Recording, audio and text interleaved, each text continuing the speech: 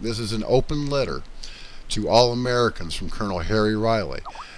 This was posted at the Save America Foundation about the Operation American Spring. And Ken from Michigan is online. We'll get to you in just a minute, brother. Okay, the open letter begins thusly. This is from Colonel Harry Riley, the founder of the Operation American Spring. To all patriots, black, white, male, female, civilian, military, truckers, bikers, militia, veterans, young, old, every American that loves freedom and liberty. Mission: restoration of constitutional government, rule of law, freedom, liberty of the people, for the people, by the people, from despotic and tyrannical federal leadership. Assumptions: millions of Americans will participate. American veterans and patriots are energized to end the tyranny, lawlessness, and shredding of the United States Constitution. Those in power will not hesitate to use force against unarmed patriots, exercising their constitutional rights. Patriots may be killed, wounded, incarcerated. There is no hope given today's technology of secrecy for the efforts, there is no hope given today's technology of secrecy for the effort, nor do we want it secret. Concept of operations. Phase 1. Field millions, as many as 10 million patriots who will assemble in a non-violent, physically unarmed, though spiritually and constitutionally armed, display of unswerving loyalty to the United States Constitution and against the incumbent government in Washington, D.C., with the mission to bring down the existing leadership. Go full bore, no looking back, steadfast in the mission. Phase 2. 1 million or more of the assembled 10 million must be prepared to stay in D.C. as long as it takes to see Obama, Biden, Reid, McConnell, Boehner, Pelosi, and Attorney General Eric Holder removed from office. The senior Republican in the U.S. House of Representatives will become Speaker of the House, and the U.S. House of Representatives will elect a temporary President of the United States. The senior Democratic leader in the U.S. Senate will become the Majority Leader. The United States Senate will elect a temporary Vice President of the United States. Phase 3. Those with the principles of a West, Cruz, Lee, DeMint, Paul, Governor Walker, Sessions, Gowdy, Jordan, Issa will comprise a tribunal and assume positions of authority to convene investigations, recommend appropriate charges against politicians and government employees to the new U.S. Attorney General appointed by the new President. The U.S. Congress will execute appropriate legislation to convene new elections for positions vacated consistent with established constitutional requirements. The date of operation: Friday, May 16th, 2014. We are past the point of no return, thus must move forward with an effort to save our nation, as there is no other choice. We are asking, pleading with you, and any others that have resources, national voices, email lists, blogs, Facebook, Twitter, to call for a non-violent American Spring in Washington, D.C. We must appeal to 10 million and more patriots to come and stay in Washington, D.C. to stop the White House and Congress from total destruction of the United States. It's now or never. God help us. When some greedy, self-serving occupant of the White House or Congress, or elements outside of America, is threatening our existence, our freedom, our liberty, our Constitution, our life resources, our America, then we fight back to destroy the threat, and there is nothing immoral or illegal about it. When the government becomes lawless, then we, the people, no longer are obligated to follow the government. There is no law where government picks and chooses for political purposes or personal agenda. At this time, the government is performing as a lawless entity. We see no reasonable, hopeful sign that indicates there are honorable, loyal, mature, critical thinking, experienced people in government that understand the chaos about to rain down on America, nor do they care. Our only hope is that we, the people, call, organize, and draw a few million patriots to stay in D.C. for an American Spring. It would be the catalyst to draw the line, and bring to a conclusion a decision on the out-of-control government, one way or another. America will rise up or surrender. For me, I only go to my knees in the presence of God Almighty. My knees will not touch the surface as a result of some pissant occupant of the White House or a corrupt legislator or outside element. I will fall to my death standing if necessary.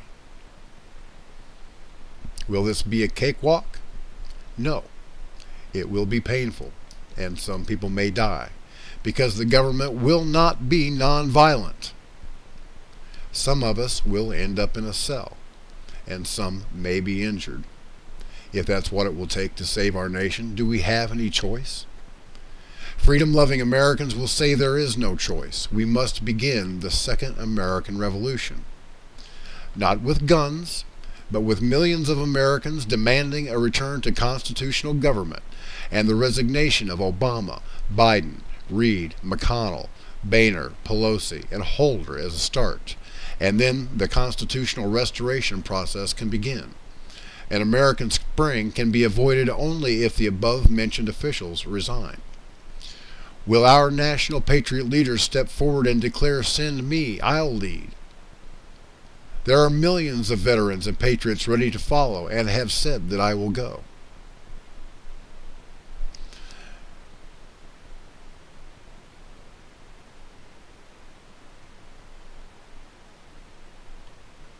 I urge all organizations, particularly veterans and military retirees, begin planning to visit Washington, D.C. in the April-May timeframe. Stay tuned to Constitutional Emergency Patriots for America, patriotsforamerica.ning.com for updates and guidance. Please bathe this effort in prayer, as there is no personal agenda or gain save liberty, freedom, and restoration of constitutional government for we the people. Signed, Harry Riley, Colonel, United States Army, Silver Star, retired, Niceville, Florida. Well, that's very nice. And I have a little technical glitch. It'll take me about a second to work out. My mouse has frozen, and I'm fixing that as we speak. Without a mouse, I can't control what you see or what I see.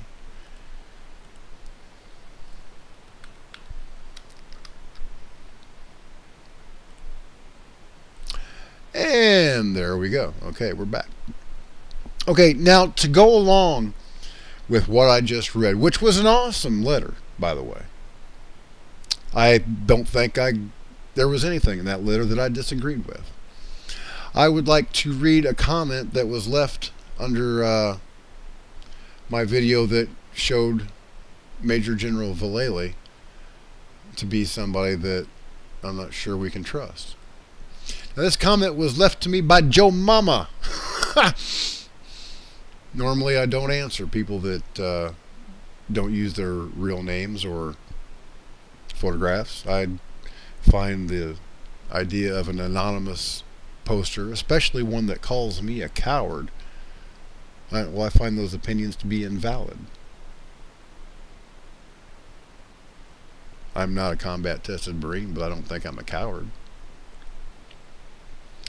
But you know, we'll see. Okay, here's what Joe Mama wrote. Friend, I am far too intimate with the twisted face of combat, war, and the irreplaceable losses that are a result of bloody conflict to ever think to suggest revolution as a practical means of concession and resolution. The costs are beyond measure. The damage echoes throughout generations. War is hell personified. However, I am also intimate with living under naked tyranny. I have witnessed men of great physical strength and profound mental prowess broken and utterly destroyed by the machinations of constant torment and torture under the boots of tyrants. I have watched helplessly as good men hung themselves to their death in order to escape the constant inundations of anguish, exhausted from the physical and psychological demands of stoic resistance to the pleasure of those tyrants. I have witnessed unarmed, good and proud men corralled into walled arenas and shot from the perimeter for fun by the tyrants that have held us captive. War is hell, but at least you have an opportunity to prevent the tyranny from raping, robbing, and slaughtering you and your family. Slavery, for me, is not even an option. Fuck that. Bobby, he's talking about me now. Bobby and many, many others of his disposition are essentially promoting the virtues of diplomacy, exposure, and dialogue as a totemic construct by which to give the tyrants we face today a chance to rethink the consequences of their agenda through the underlying threat of constitutional repercussions. Bobby and his acolytes, I didn't know that I had acolytes, but he says Bobby and his acolytes fail miserably in comprehending the juggernaut of pure evil that will not heed the toothless protestations of a few spear shakers. Fuck that, he says again. They are going to have their NWO whether we like it or not. Where I come from, them's fighting words. Tyrants openly threaten us with penury and death if we resist the NWO. Often, and with relative ease, they murder those whom possess the will and the means to wreck their house of horrors, making good on their threats daily. Whether it's bombing and terrorizing folks in the Middle East or here at home, they do whatever the fuck they want and answer to no one. War on the world was declared on September the... I'm going to not say that word. The 11th, 2001. The Bobby Powells, Alex Joneses, and Christopher Greens, and all of the rest of these quibbling, quaking, quarrelsome fucks will burn in the camps. Instead of mustering militias to task, these fucks will draw folks into a fucking corner with no way out but death. Idiots. Well, I'm going to respond to that in just a couple of minutes. But first, I want to, when we come back from the break, I'll respond to that in detail. But first, I just want to say something.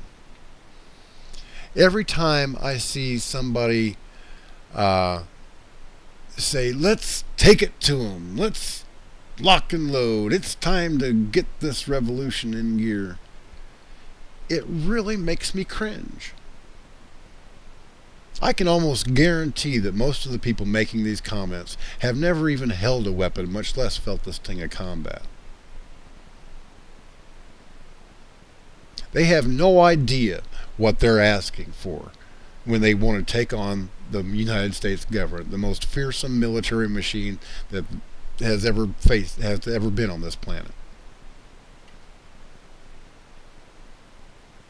That's what we used to call going off half-cocked.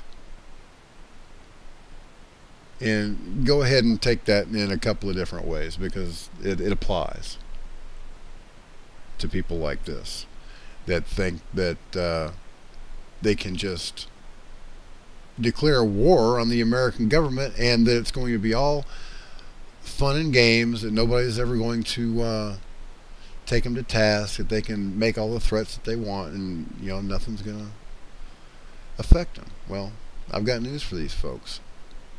You're wrong. If a second American Revolution begins in this country, it's going to be bloody. It's going to be fought in our neighborhoods, in our homes. The people that are calling for this second American Revolution are going to smell the cordite, the gunpowder that's just been fired at them. Round may have just taken off the head of their child or their spouse.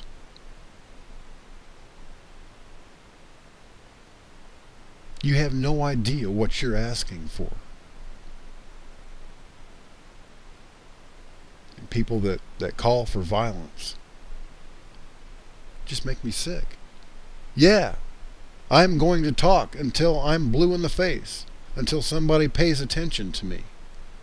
But I'm not going to pick up a weapon and start a war with the United States government. That's just suicide. So we're going to talk to a caller from Michigan on the other side of the break. If you have a question that you'd like to ask, don't forget to call 218-862-9370. 9829, and we will hook you up too. My name is Bob Powell. You're watching The Truth is Viral on the Guerrilla Media Network, and we will be right back. Thank you for watching The Truth is Viral with your host, Bobby Powell.